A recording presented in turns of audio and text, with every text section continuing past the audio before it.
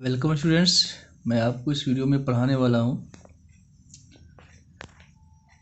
अंश का क्या अर्थ है, अंश पूंजी किसे कहते हैं, कंपनी का क्या अर्थ है और कंपनी की विशेषताएं बताइए।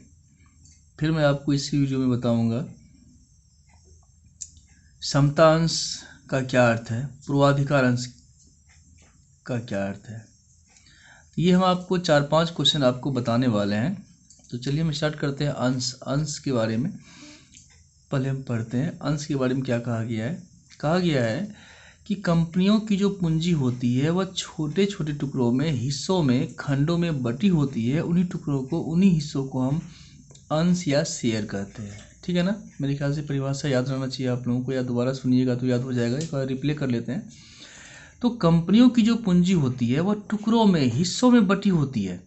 कहने का मतलब है कि यदि आप कोई बिजनेस करते हो तो आप एक मुश्त रुपया लगाते हैं। मान लो कि आपने कोई बिजनेस खड़ा किया है, 1 लाख पूंजी है, तो आपकी एक मुश्त पूंजी होगी 1 लाख। लेकिन यदि वही पूंजी किसी कंपनी की है ना, तो वहाँ पर यह 1 लाख एक मुश्त नहीं होगी, बल्कि वह पूंजी क्या होगी, अंशों में, हिस्सों में, टुकड़ों में, खंड में बटी होगी। उसी को हम क्या कहते हैं, अंश या शेयर कहते हैं। जैसे यदि 1 लाख किसी कंपनी की पूंजी है 1 लाख, तो यह 1 लाख एक मुश्त नहीं हो सकती है, बल्कि यह टुकड़ा में बटा होगा। एक टुकड़ा 10 का, 20 का, 100 का, 50 का हो सकता है। यदि एक टुकड़ा या एक शेयर 10 रुपये का है तो कुल कंपनी के पास 10,000 शेयर्स होंगे। इसी शेयर्स को हिंदी में अंश कहते हैं। ठीक है। तो मेरे ख्याल से ये क्वेश्चन स्पष्ट हो चुका है, अंश या शेयर किसे कहते हैं।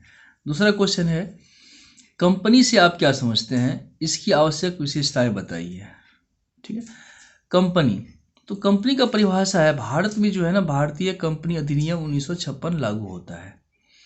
तो कंपनी की परिभाषा है 1915 companies act, Indian companies act 1956 में कहा गया है कि कंपनी जो है ना, सामान्यतः संयुक्त पूंजी वाली कंपनी या कंपनी का अर्थ किसी समान उद्देश्य के लिए विभिन्न या किसी समान उद्देश्य के लिए निर्मित व्यक्तियों के एक ऐसे संघ या संस्था से है जिसकी पूंजी अंशों में विभाजित रहती है तथा जिसका स्वामित्व सदस्यता की शर्त होती है। ठीक है ना। ये तो खैर किताब का परिभाषा हो गया।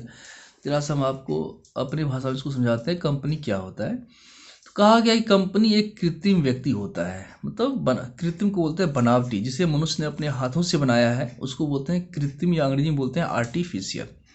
घर, मकान, ये सब क्या है, कृत्रिम है। इसे भगवान ने नहीं बल्कि मनुष्य ने खुद अपने हाथों से बनाया है।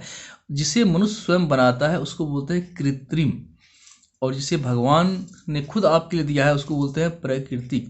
ये जो कंपनी है ना, वो क्या है, प्राकृतिक नहीं है बल्कि कृत्रिम व्यक्ति है। ऐसा व्यक्ति जिसे मनुष्य ने अपने हाथों से बनाया है। तो कंपनी भी एक आदमी है, मनुष्य है, व्यक्ति। ये तो स्पष्ट हो गया परिभाषा से, कंपनी कृत्रिम व्यक्ति है। तो परिभाषा कहता है कि कंपनी जो है लाभ के लिए बनाए गए व्यक्तियों की एक ऐसे संघ या संस्था से है जिसकी पूंजी हस्तांतरणीय अंशों में विभाजित होती है। मतलब कंपनी की जो पूंजी होती है वह अंश, हिस्सों, टुकड़ों में बटी होती है। कंपनी की जो पूंजी होती है वह एकमुश्त नहीं होती है, बल्कि हिस्सों, टुकड़ों में, अंशों में बटी होती है। उसे ही हम क्या कहते हैं, अंश या शेयर कहते हैं। ठीक है। और कहा गया है कि कंपनी की अपनी एक सार मुद्रा होती है। सार मुद्रा को अंग्रेजी बोलते हैं कॉमन सील। मतलब जिस तरह से आप सिग्नेचर करते हैं ना, तो कंपनी का जो सिग्नेचर होता है वो कॉमन सील अर्थात मोहर होता है, जिसके बिना कंपनी का कोई भी डॉक्यूमेंट्स पूरा नहीं माना जाता है। ये तो कंपनी का परिभाषा हो गया कि कंपनी जो है कृत्रिम व्यक्ति है और लाभ के लिए बनाई गई व्यक्तियों की एक ऐसे संघ या संस्था से है जिसकी पूंजी हस्तांतरणीय अंशों में विभाजित होती है। ये कंपनी का डिफिनेशन था। ठीक है। आगे है कंपनी की विशेषताएं। इसी वीडियो में आपको पढ़ना है कंपनी की विशेषताएं बताइए। तो विशेषता के बारे में कहा गया है, सबसे पहले है कि ऐच्छिक संस्था। आपको पहला पॉइंट लिखना है कंपनी की विशेषता के बारे में, ऐच्छिक संस्था। मतलब कंपनी जो है ना, व्यक्तियों की एक ऐच्छिक संस्था है। मतलब इच्छा के ऊपर निर्भर करता है कि आप कंपनी को बनाइए या ना बनाइए। कोई आपके ऊपर जबरदस्ती नहीं है, प्रेशर नहीं है कि आपको कंपनी बनाना ही पड़ेगा। यदि आपकी इच्छा है तो आप कंपनी को बना सकते हैं, नहीं है तो आप मत बनाइए। ये आपके ऊपर डिपेंड करता है। तो इसलिए कहा कंपनी की एक ऐच्छिक संस्था है। कोई भी व्यक्ति कानून जो है ना, या कोई भी कानून जो है व्यक्ति को कंपनी बनाने अथवा उसका सदस्य बनने के लिए बाद, मतलब आपको कोई ज़बरदस्ती नहीं कर सकता है कि आपको आपको जो है ना कंपनी बनाना ही पड़ेगा या कंपनी का मेंबर आपको बनना ही पड़ेगा। ये आपकी इच्छा के ऊपर डिपेंड करता है कि आप कंपनी बनाते हैं या नहीं बनाते हैं। इसलिए कहा गया कंपनी क्या है, व्यक्तियों की एक ऐच्छिक संघ या संस्था है। दूसरा पॉइंट है पृथक वैधानिक अस्तित्व।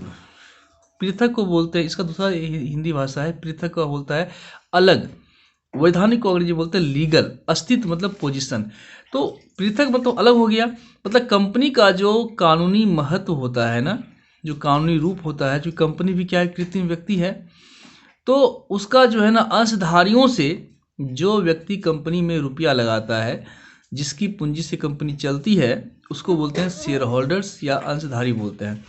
तो कंपनी में जो अंशधारी होते हैं, जो अंशधारी का जो अस्तित्व है और जो कंपनी का अस्तित्व है, दोनों अलग अलग होता है। कंपनी का अपना एक कानूनी महत्व होता है, कानूनी अस्तित्व होता है, इसलिए कहा गया है कि अलग वैधानिक अस्तित्व होता है। ठीक है, कंपनी अपने नाम से संपत्ति को क्रय विक्रय कर सकती है, अपने नाम से बैंक में खाता खोल सकती है और अपने नाम से अनुबंध कर सकती है। क्या करती ही है। मान लीजिए कि आपको एयरटेल आपने एयरटेल नाम का कंपनी बनाया जो कि मार्केट में पहले से है, ठीक है ना। तो मान लो कि वो आपकी ही कंपनी है एयरटेल, तो एयरटेल जो है अपने नाम से वाउचर बेचती है। क्या ऐसा है कि मालिक के नाम से वाउचर बेचती है? ऐसा कभी कदापि या कभी नहीं होता है। एयरटेल अपने नाम से अपना वाउचर बेचती है, अपने नाम से टावर लगाती है, सारा काम अपने नाम से करती है। इवन पेपर वर्क भी एयरटेल कंपनी के नाम से ही होता है। तो सारा काम कंपनी अपने नाम से करती है, ठीक है। अगला जो इम्पोर्टेंट पॉइंट है, ये ऑब्जेक्टिव पूछता है एग्जाम में, सीमित दायित्व। ये सीमित दायित्व क्या होता है? इसको बोलते हैं लिमिटेड लायबिलिटी। मतलब पार्टनरशिप में क्या होता है, साझेदारी में क्या होता है, साझेदारों का दायित्व असीमित होता है। और सीमित का मतलब है कि यदि आपने 100 रुपया पूंजी लगा दिया है और बिजनेस में आपको 150 रुपये का घाटा हो गया, तो घर की संपत्ति बेचकर आपको 50 रुपया अलग से पे करना होगा। बट कंपनी में ऐसा नहीं होता है। कंपनी में कैसा होता है, यदि आपने 100 रुपया पूंजी लगाई है और यदि आपको 150 रुपये का कंपनी को लॉस हो जाता है, तो आपको मैक्सिमम लॉस 100 रुपया तक ही होगा। जितने का आपने शेयर खरीदा है उतना ही आपको लॉस होगा, अधिक लॉस आपको नहीं हो सकता है। सीमित दायित्व, जितनी पूंजी है उतना ही आपको जो है नुकसान हो सकता है, इसी को बोलते हैं सीमित दायित्व। अगला पॉइंट है सार्वमुद्रा। तो कंपनी की अपनी एक सार्वमुद्रा होती है जो कंपनी के हस्ताक्षर अर्थात सिग्नेचर का काम करती है। बिना सिग्नेचर का कंपनी का कोई भी डॉक्यूमेंट्स या अधूरा माना जाता है। ये 4-5 पॉइंट्स हैं जो आपको याद रख लेना है। उम्मीद करते हैं कि ये सारे क्वेश्चंस आपको एग्ज़ाम में बहुत ही मददगार साबित होंगे। इसी तरह के वीडियो को आगे सुनने के लिए, समझने के लिए हमारे चैनल को ज़रूर सब्सक्राइब करेंगे। थैंक्स, मिलते हैं अगले वीडियो में।